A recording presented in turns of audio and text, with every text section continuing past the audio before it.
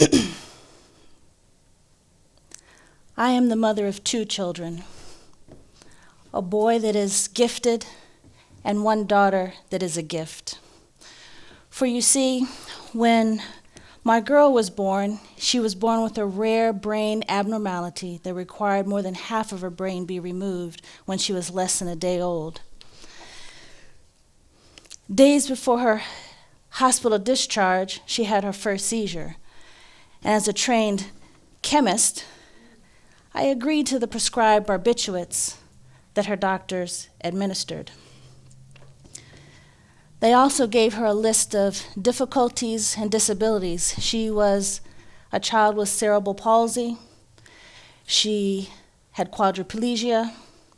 She was blind. They told us that she was deaf. They told us that she would fail to thrive, and in fact, she'd have a G-tube placed. They told us that she'd need a ventilator. They told us that she would be in a deep vegetative state, and in fact, that she'd have severe and profound intellectual disabilities. And of course, we knew that she would be a seizure patient, but the most difficult diagnosis was that she was terminally ill. And by terminally ill, they meant 2 weeks to 2 months to live. That's 1 to 60 days. We took her home on this borrowed time, and at night I'd put her in her crib and I'd ask God, please just send her back to us. And during the day I'd beg her to stay with us, and I'd ask her, Mommy, if you just stay with us and you just fight with me, I'll learn to advocate for you and with you. And I'd find her there in the morning with her big brown eyes looking up at me, and I remember looking down at her perfect face. And it was framed by these beautiful brown locks of hair that would just wrap around my pinky finger. And yet and still I had to count, and I remember starting at 60 and 59 and 58, and I remember praying and 20 and 19 and 18 days, and I remember counting and praying, and I got down to 10 and 9 and 8, and I said, oh dear God, please, please. And I remember 6 and 5, and I remember 4 and I remember 3 and 2 and 1. And then something happened, and there was 1 more day. And I remember 2 more days and 3 more days and 5 more days and 10 more days, and then I had an epiphany. This kid didn't know how to read or write or count, and so she didn't get the memo that she was supposed to die.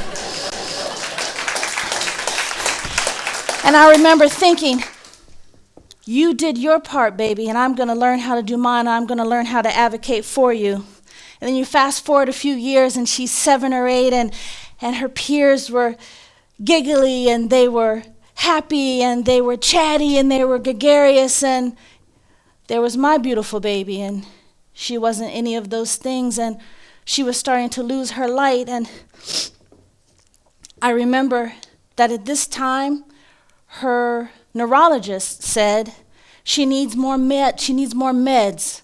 We've got to control these seizures. They've got to put her on more meds, and let's try some meds. And it was a cocktail kid that I was going to have, because she was sleeping 16 to 18 hours per day, every day. But the nights were the worst, and she was plagued by these seizures, and she was attacked at night, and I would lay there at night, and I would listen for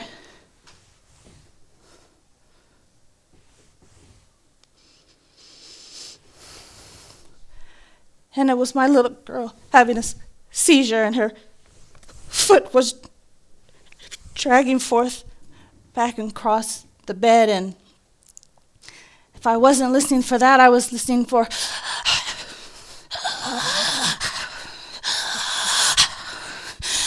and it was because those seizures were choking her. But there was one night I was watching a program, and it was a program about cannabis, and I kind of sat up in bed, and I remember thinking, cannabis? Really? And I watched this program, and this mother was, in fact, giving a little brown liquid in a syringe to her daughter, and the seizure stopped. And shortly after that, my daughter did have a seizure, and there are 9 steps from my bed to hers, exactly 9 steps, and these are the worst 9 steps every night and every day.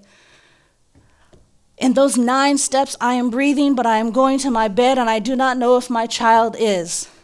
In those 9 steps, I'm walking towards her bed, living, but not knowing if she is.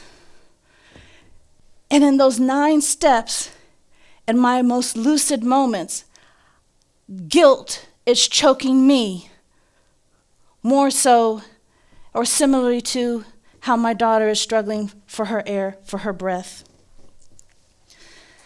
But in those moments, I realized, watching that program, as I watched that mother medicate her daughter and those seizures stopped, I wanted the same thing for my daughter, and I was going to figure out how to do it. So I went to our family doctor, Dr. Google, and I asked Dr. Google, was cannabis legal in Arizona?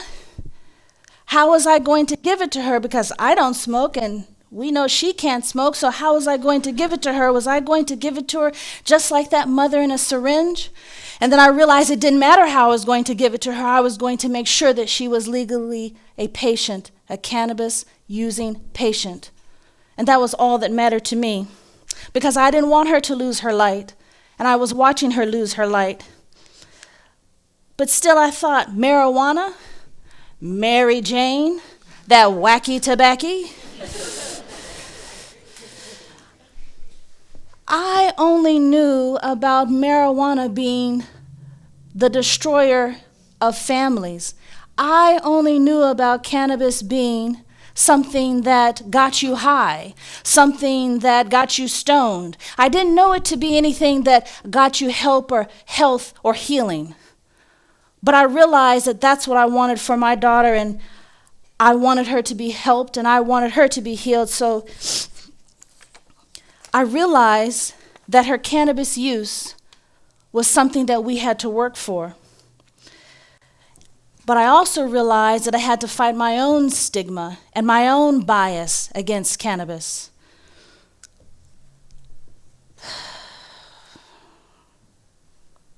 And then the moment after that, I realized I'd have to get help. So I went to my mother and I asked her, what did she think about me using cannabis for her daughter?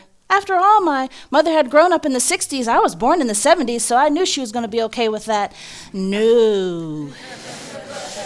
No. We had a whole bunch of conversations back and forth, and then I thought about my faith-based community. What would they say? And I asked some friends, and they told me, yes, they had watched us many times in public and in private suffering as she had a seizure. And they supported me and sometimes took care of my other child while I took that child to the ER, to the ED. I thought about what would her doctor say, and I asked them, and to my surprise, they supported me, and they said yes, and they released her medical records so I could go to the certification center and she could become a certified patient. But there was one last person, and that was her father, and I wondered, well, what would my ex say? And then I realized I actually didn't care what my ex said. And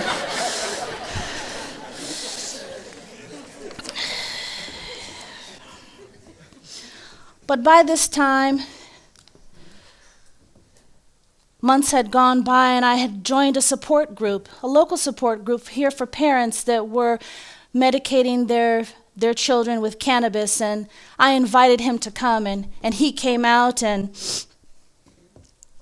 he came to a meeting, and we sat in the meeting, and I remember this mother, a very good friend of mine now, in which her child had suffered more than 300 or 400 seizures in a day. In a day. I could still count mine. And she told the story of this child, and she told of the story of time and time again she would medicate her son, and he would simply take the cannabis, and he would moments later be affected by it, and that the seizures would stop. And I wanted that for myself, and he was sitting there and he was listening, and I thought, okay, great, this is going to be the turning point. He's going to support us. And he listened to her, and he got up and he walked out. And I was devastated. And my friend put her arm around me because she knew what was happening. And then I watched him walk back in. And he said, "Do you think they have any medicine next door for our daughter?" Because he had hope. And he wanted to help her. And he wanted to heal her.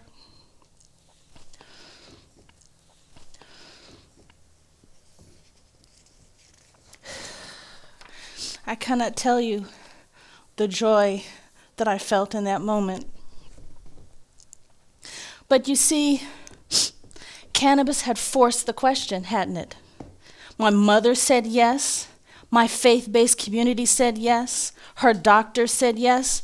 And even my ex, her father, had said yes. But you know what? Of all of them, most important was that I had to say yes. I had to say yes to the plant. I had to say yes to advocacy. I had to say yes to advocating not only for my daughter, but for other children and other patients. I had to say yes to taking the journey. And I'm going to tell you something. Honestly, many of you will find yourself in the same position. You too will want hope and help and healing for your mothers, for your fathers, for your brothers, for your sisters, for yourselves, and for your children. Cannabis might ask you to raise your hand.